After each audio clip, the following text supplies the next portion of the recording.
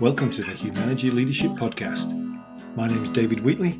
We're here to talk leadership in small, bite-sized and practical chunks. Enjoy.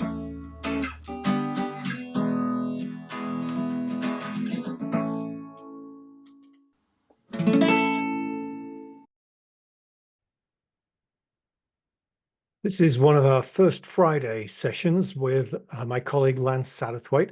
The first Friday sessions, if you've not come across them yet, first Friday of every month at noon Eastern time for an hour on Zoom, we have a leadership conversation with some compressed content that then pops out in the podcast a couple of weeks afterwards.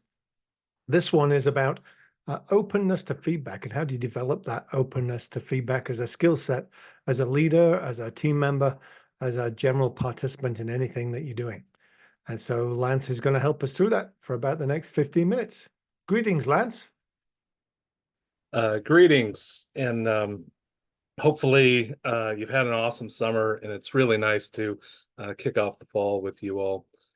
Today's presentation around being open to feedback is really a part of the core work that we do in developing leaders and teams. And I am really excited to share several ideas that I do believe will help not only you, but also really your teams excel in this area. I want to Scooby-Doo back all the way 18 years ago when I started at Humanity, and I was on a road trip with one of our owners, David Wheatley, and we had several hours in the car together. And on this particular road trip, we got on the subject of our leadership assessment, our Leadership 360, which really allows for a leader to ask a group of colleagues to rate them in their leadership in a number of areas for things like integrity, courage, resilience, etc. And as David and I were talking, he asked me, so what competency do you think is most important for a leader to be highly rated in? And I thought for a little bit about it, and the one that really jumped off the page for me was actually integrity. And I said, I think without integrity, it would be hard to build trust. It would be hard to positively influence if a leader didn't have a lot of integrity. And David certainly agreed with that. And then I asked him his perspective. And what he shared was really just not even on my radar. And he said he believed it was the competency called learning. And I had to think about that a little bit, and we had a conversation about it. And, this idea of learning itself, at the heart of it, it's really about how does a person uh, take feedback, right?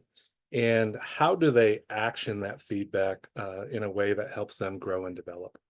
And so I'm paraphrasing this conversation now, but here's essentially what David said, which is those who struggle in this area of learning, they can go as far essentially as their skills and their talents will take them.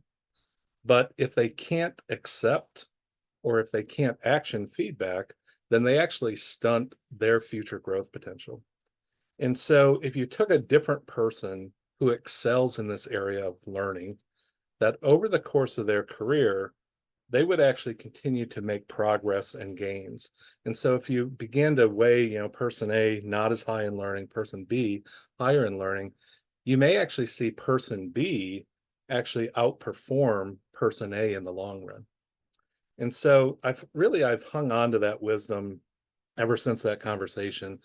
Work with hundreds of leaders, hundreds of teams to enhance their learning. And a different word we often use is somebody's quote coachability, right? And so the question is, well, how coachable are you? How coachable are your employees? And so I just want to then take this idea of somebody who is quote coachable and call out a few qualities related to coachability. And the first one really is a motivation piece, which is what is somebody's drive, their energy, their incentive to want to improve themselves, right? Highly motivated people actually, they don't wait for feedback. They actually readily seek it out. And so if you have this type of internal motivation, you might even say something like, I just want to be a better version of myself, right? How can I make that happen? I think this type of motivation, it's not just self-serving, like I want to be better so I get a promotion, but it's a motivation which is how do I be the best version of myself, not only for me, but for the team, for the organization, so that we can be successful. So motivation being one. The second piece is simply a receptivity issue, right? And it's like, how open are you actually to feedback? How do you sincerely absorb and understand when people give feedback to you? How hard do you work to understand that? So they believe, quote, negative feedback, and sometimes I hear this term, is this going to be positive feedback or negative? They believe negative feedback actually is, quote, constructive feedback, right? They view it as an opportunity to actually build, right? And so they really do believe statements, things like, while I have attributes that I really value about myself, I do either have some behaviors or some habits that I'd like to examine, improve, maybe change about myself. And while hearing constructive feedback isn't always easy, I do want to figure out how can I use that to be my best self. So somebody who's receptive, I think what they recognize is, essentially they are a forever work in progress, right? They just want to keep improving. And then the last element of this coachability is, does somebody have the discipline for it? And I think this is where, the rubber meets the road around how do you turn your intention to change or your intention to improve into action. So being open to feedback, receptive to feedback, it's half of the equation. In the other part, and again, if you even just look through our chat features where people were talking about how do you know if somebody's open or closed to feedback, a lot of you mentioned things like body language or their interest. The part I would add is, did it actually change your behavior, right? I mean, that's how you know, is somebody open, not only do they understand the feedback, but they use it to make change. And so if somebody has, quote, the right discipline, they'll actually utilize the power of being more than just accountable to themselves. They will actually readily share with others what they are working to improve. And they may even use some tools or some ideas to track progress along the way. In this way, they create a continuous improvement cycle, right? They do something, they check and find out, does it have the right impact, and then they continue to act and adjust along the way as they move forward. So I would offer, when somebody really excels in this idea of, quote, coachability, they really take all three of these principles and are rated fairly high in all three.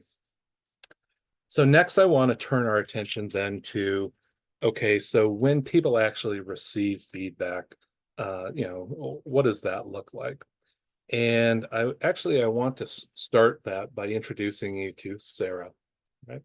So Sarah is well known in the Humanity circles as, quote, our feedback friend. And Sarah is a model that we frequently use to normalize the stages that people would go through when receiving feedback, in particular, that constructive feedback.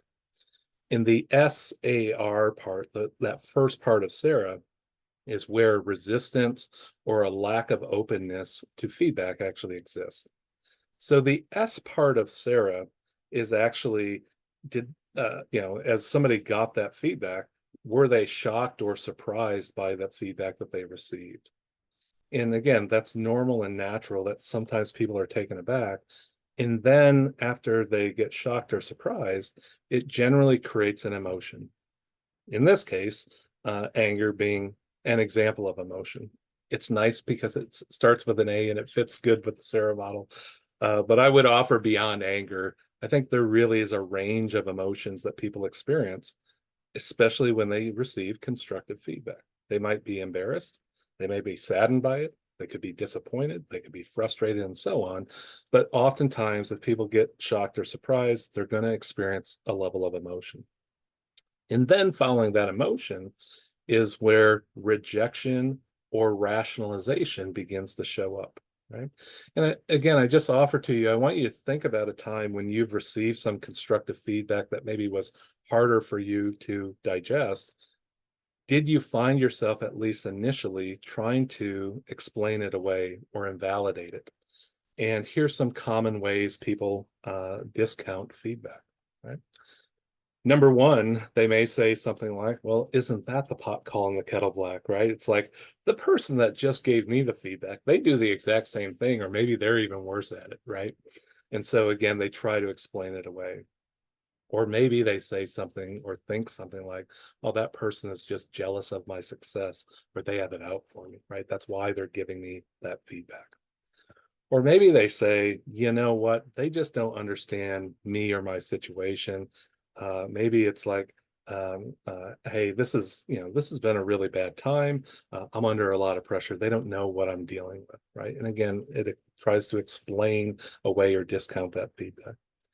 They may say something like, I'm not really this person, but my job, my role makes me act this way, right? And, it's just the way I have to, quote, behave.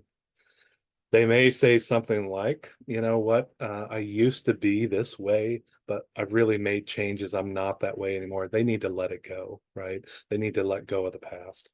Or maybe they say something like, you know what, it's accurate, but frankly, I don't care. Guess what? You're just going to have to accept who I am. I am who I am. It is what it is. I'm not going to change.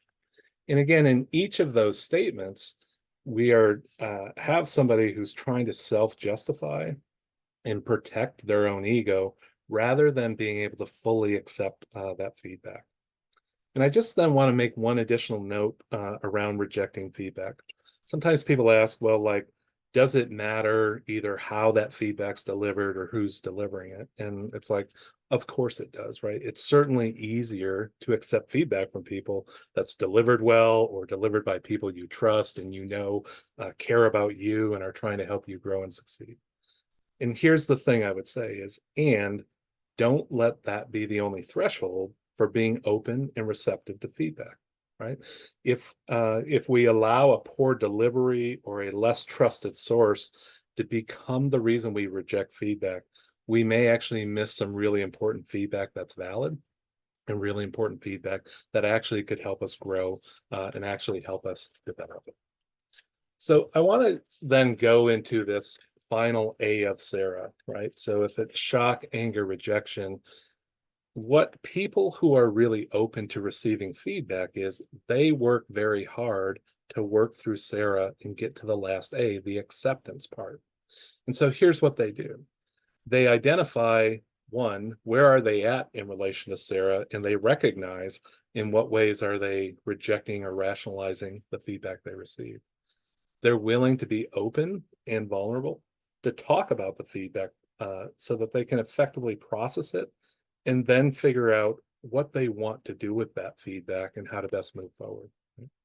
They may replace questions with, why am I the one getting this feedback? And shift to questions more like, what adjustments do I need to make so that my impact is actually more in line with what I'm intending? So I would say a helpful mindset for those that are open to feedback is that feedback from others doesn't mean it's, quote, the truth, right? Rather, it's that person's truth and it is 100% accurate from their own perspective, right? And then ultimately, we have to decide whether we choose to act on that feedback or not. But whether or not we choose to act on it, if we appear defensive or argumentative about that feedback, again, it demonstrates our lower, quote, coachability, right? So then what do we do in the moment when we're receiving feedback? How do we best respond to that? So I would offer 3 helpful responses. Number one, at minimum, say thank you, right? Show and demonstrate your gratitude and appreciation. Recognize that this person, they've taken the time and they've had the courage to be honest with you about their perspective. Number 2 is be willing to summarize that feedback, right? Restate what is your understanding of the feedback to make sure you're on the same page and demonstrate that you've really truly heard that feedback. Even if you disagree with the feedback, again, you can at least restate your understanding of the feedback. And then lastly, I would say asking clarifying questions is a helpful strategy, right? So be willing to engage with the person who gave you feedback. Frame up questions like, hey, I really do want to understand this feedback. Something along the lines, any chance you could provide me 1 or 2 examples to help me better understand the feedback? And here's the caution I would give you on asking questions. We're not asking questions to cross-examine them or make somebody, quote, prove their case to validate the feedback. So if I ask a question around examples and say, well, what examples do you have about that? Right? There's a different way of asking that question. And again, the whole point of asking questions is simply just to clarify and get better understanding. Right? So having all three of these responses readily available do demonstrate your coachability. And they also give you time to process the feedback, right? And to then work through Sarah. So as I conclude, the one thing I just want to note is your openness to feedback or lack thereof will actually influence whether people wish to continue to give you feedback in the future. So, the scenario where it's like, we always say like a good friend is somebody who would tell you if you had like a piece of food on your face or something stuck in your teeth.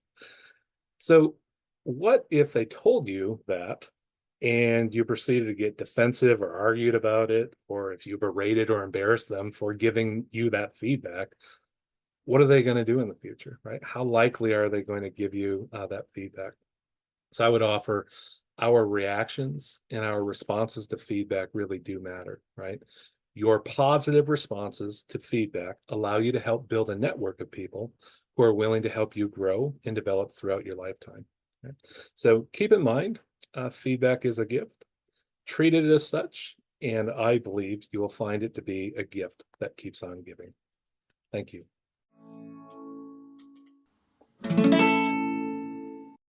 That was the Humanity Leadership Podcast. My name's David Wheatley. For further information about Humanity, go to humanity.com or check out our latest book, What Great Teams Do Great, from all good bookstores.